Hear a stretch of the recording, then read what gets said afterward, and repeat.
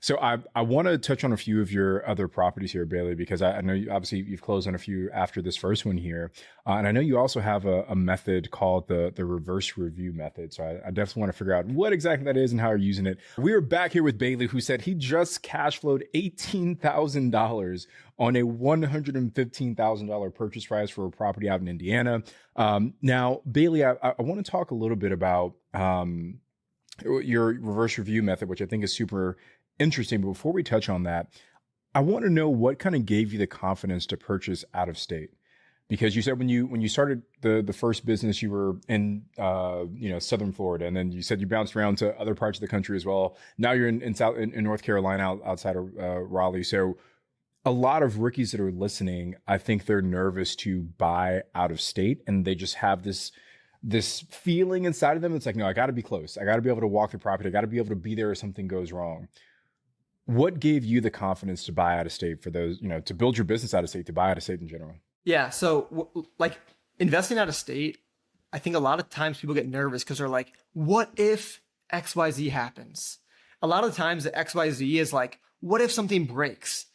And for me personally, I try to be handy, but I'm not handy. I can't fix most things besides maybe putting some furniture together. I can do that, but I can't. I'm not a plumber. I'm not an HVAC guy. So for me, I just realized that I could figure it out. Like I could learn it, but I don't really want to be honest. So I realized that I just need to rely on other people who are better than me at that to do it.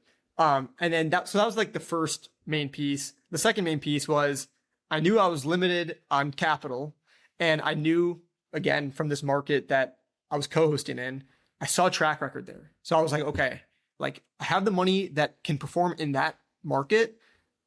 I'd way rather do that than wait a whole nother year, save up more money, and then invest in some like big name market just for the sake of it. So those were kind of the two big things for me. I say this all the time. And I couldn't agree with you more, Bailey. And I say this all the time. It's like for that investor who's looking to buy that first real estate investment, and say they're doing it out of state, maybe sight unseen. They most likely are going to send their real estate agent to go walk the property first, right? Biggerpockets.com/agent finder. You'll find a great real estate agent who's going to advocate for you. You'll have a property inspection done. So someone who for a living walks through properties to identify what the potential issues are. If you have maybe a bigger rehab job, you need some kind of rehab work done, maybe you have a handyman or a general contractor walk the job as well.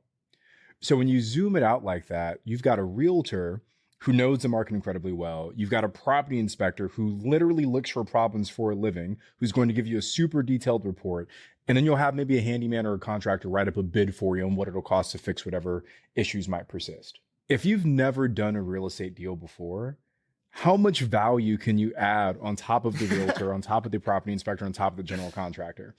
It's just going to make you feel better because you saw it with your own eyes, but you're not even really going to know what you're looking at, right? So when I frame it that way, people always kind of laugh like how you are. And you're like, yeah, Tony, I guess you're right. So for every rookie that's listening, lean on your team, like Bailey said.